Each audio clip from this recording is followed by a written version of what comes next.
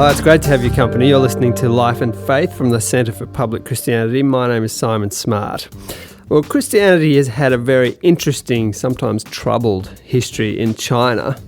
These days, according to reports, the Christian church, both official and unofficial, is growing incredibly quickly in the most populated country on earth. Now, this is a subject of great interest for Robert and Linda Banks, who are authors of View from the Faraway Pagoda, an Australian missionary in China. This book tells the story of a young Australian woman, Sophie Newton, who was a missionary to China from 1897 to 1931, spanning a tumultuous time in that part of the world. Sophie was Robert's grand aunt, so not only is this a fascinating story, but it's a personal one. Rob, tell us, good to have you both in. Welcome. Thank you. Rob, tell us, first of all, how you got interested in this story. Two ways. One, I met her towards the end of her life. I only spent an hour and a half with her, and she deeply impressed me. Put me through the grill a bit about what I was doing and where I was heading and all that. And then when she died, to my amazement, she left her personal papers to me in her will, amongst all the other members of the family. And it was ruffling through those that got me thinking, there's a story somewhere here perhaps which one day might have to be told. It sounds like she picked you out from the crowd there, and it was that's a bit of a legacy that you sort of had to carry, isn't it? Yeah. Now, Sophie Newton, when she first headed out to China, was not long after a terrible massacre of some missionary women, the Kucheng martyrs, they're known as. Now, some people might have thought it foolhardy to go at that time. Linda, what gave Sophie such resolve in going when she did? Well, I guess the Huaseng or the Kuching massacre in 1895 was a catalyst for her to go. But 5 years earlier, she had met a number of people who had been to China, had come to Sydney, and talked about the tremendous need of people living there, and particularly women who needed education and needed help medically and so on. And she was very motivated by that, as well as by a deep Christian faith that she had. So she had all kinds of experiences as a younger woman. She had been a governess out in the country. She was the daughter of a country doctor, and so she was used to roughing it a bit, I suppose. And then they moved to Sydney in the 1890s with the Depression, and her father died, and then she worked in local inner city slum areas, really, as a women's helper, a worker, and got a lot of experience that way. So I guess her life experiences had pushed her to seeing the needs of people, and particularly the needs of Chinese people, whom she actually had worked with in Sydney as well before she went to Fuzhou. Right, so there was this sense of, in a way, life before this was in some ways a preparation for it. Yeah, that's right. I mean, nothing really prepares you for being there in 1897, but she went. No, let's talk about that. Rob, what was it like? What was China like as a place for Sophie to go to? Can you give us a bit of a feel for that? Still a big country, of course, and had something like 400 million people, so it was large. Even villages often had between 2,000, 3,000, 4,000 people, not what we would think as a village. And a lot of unrest, partly because it's a very diverse country. It's a country of different countries in a way, and lots of people have sort of issues with one another. The West had intruded, not always in very positive ways, particularly claiming the ports up and down the east coast to trade opium into China and make bags of money. And many Chinese were beginning to get rather upset about that. They saw Westerners turning over traditional Chinese ways as well. And that's what, of course, partly lay behind this massacre of people in 1895. Just a bunch of them up on the mountain copped it because they were there and nobody else was around. The police were 3 Australians amongst them, all young. And so it was a time of some ferment, and it was only a few years in when the whole Boxer Rebellion erupted, particularly in the north of the country, with hundreds of thousands of people armed and fighting the British and the French and the Germans. So it was a place of some turmoil. Linda, tell us about Sophie's work there. What was she actually doing? Now, she was obviously there as a Christian missionary, so she's trying to spread the gospel, but she's also dispensing medicine, she's working with the poor. There's education's an important part of this. There's a sense in which she was trying to contribute to the common good, right? Yeah. I mean, the work that missionaries generally did was really profound for that society. I mean, the product of the educational, medical help that those particularly women received has helped to build the modern China, where you have women who were educated and now are the doctors and the lawyers and those people from those early times, because women were just not educated. She was involved, as were other missionaries, in the whole anti-foot binding movement, which, if you have read any Chinese history, will know it was a form of keeping women under control, suppressed, really.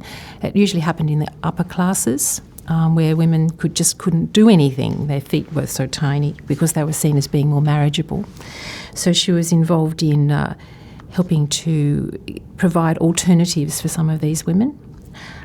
She was involved in the anti-infanticide movements as well, where in that era, there were little post boxes all around the countryside, where often next to a river, where often the father would take the female child, post it in the posting box, and it would be gone. Missionaries in that province often rescued children who had been buried in shallow graves who were still alive and took them to an orphanage. You know, they did amazingly brave things. They taught women strategies of how to deal with their opium-addicted husbands and things like that. And they just gave them hope, which was wonderful.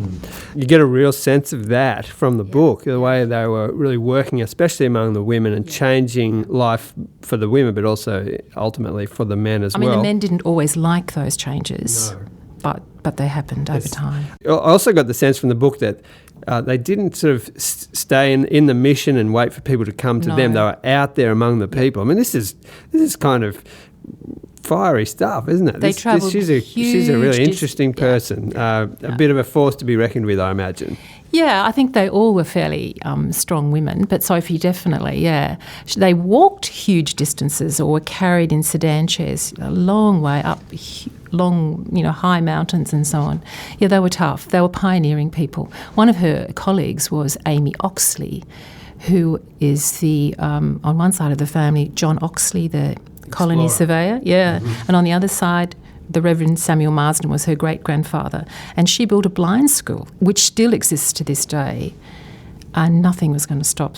That's the kind of people that they were. They were a strong Australian pioneering stock, and they worked well together. I must admit, it made me feel fairly inadequate reading the story myself, I have to say.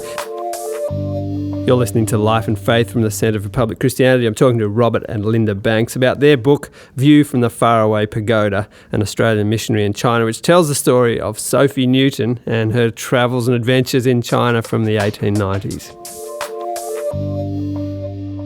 Now, Rob, how difficult was it for Sophie and her colleagues doing all this work in what was a very, very different culture, a very foreign culture, right?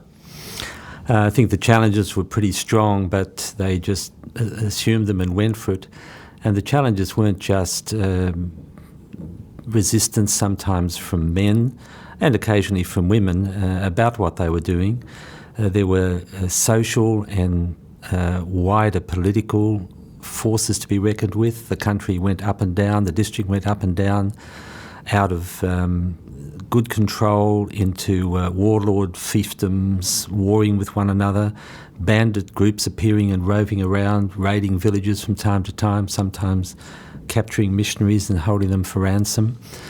And then, if that wasn't enough, the annual typhoons which hit the coast of Fuzhou every June or July, floods, wrecking agriculture, plagues. Regularly, thousands of people died at their doorstep. It's a wonder these women actually survived some of this, the sickness, let alone the natural havoc that was caused. So all of this made it, I think, quite a challenge. It's fairly fashionable today to think of any missionary enterprise as kind of negative and destructive of local cultures. You don't get that sense, though, from reading this story. No, I mean, there were some who were upset that some traditions were being challenged or overturned. But some of the ways things were done weren't good for anybody, actually, male or female. And so that began to be seen quite quickly. And the fact that these women, and the men too, though there were fewer, were seeking to build people up, to strengthen their capacity to work, to raise their level of performance, to contribute to the society around them, began to be noticed. And it's good to see it's now being recognised much more in the country at large. Christianity is not thought of purely as an imperial Western invasion. It's now regarded, at its best anyway, as something which was good for China and contributed to the making of modern China. Yes, Linda, she was doing all this work with education, medicine, challenging some of the less savoury local practices. She's also trying to win people over to the Christian vision of life. Did many people respond to that? We've actually met people who are still alive today who knew her and were part of that whole network of people who became Christian because of her influence. She was the first Anglican deaconess to be appointed in the province, and so she had an influence on a number of other Christian women as well, and helping to train them. So yeah, I guess she was involved in training up people to go to the villages as well as to share the gospel. And so I guess, yeah, you could say she was effective, but it was a hard slog, and the population of China is so huge, so the little dint that you make in that is quite small, sadly. The little church she was associated with, it existed before she went there, founded by a Chinese pastor, is now the biggest church in the provincial city of Lianjiang, as it's called, just out of Fuzhou. But as a result of the missionary effort in that province as a whole, it's one of the most Christian provinces in the country. And the latest statistics, which are hard to actually be fully accurate about, would suggest that somewhere around perhaps 12, 13, 14% of the whole province connect with a Christian church every Sunday, which even by Australian standards is pretty striking, actually. Now, Linda, Sophie talks about China as being a dark and sad land, but it's one she came to love being in. And you get this sense in the book that this was a kind of a life full of joy, that she, when she wasn't there, she sort of couldn't wait to get back there. She had trips back to Australia, but did you detect in this a real love for the people she was trying to reach? Oh, most definitely. Her heart was always there. I mean, she had to come home at age 65 because that's what the mission said she had to do. But if she could have, she would have stayed. And she came home in 1931, and she lived for another nearly 25 years. And during that whole period, she had connections with China. She was writing letters, she was raising money. You'd go to her house and there'd be a little box at the entrance saying, money for China, or she'd knit things and send it back to babies that she knew that were being born in China. It was constantly on her heart. There were some significant visitors that even came to see her, like Bishop Michael Chang, who was the last Anglican bishop before the cultural change, big time. He was imprisoned, but he came in the 40s and he visited dear little Sophie up in the Blue Mountains. So she was constantly being connected to people like that, and praying and sending money and encouraging others to do the same. It's a great story. Thanks for coming in and talking about it. The book's called View from a Faraway Pagoda, an Australian missionary in China. Excellent story. Good to get your thoughts on it. Thanks, Linda and Robert. Thanks, Simon. Thank you, Simon.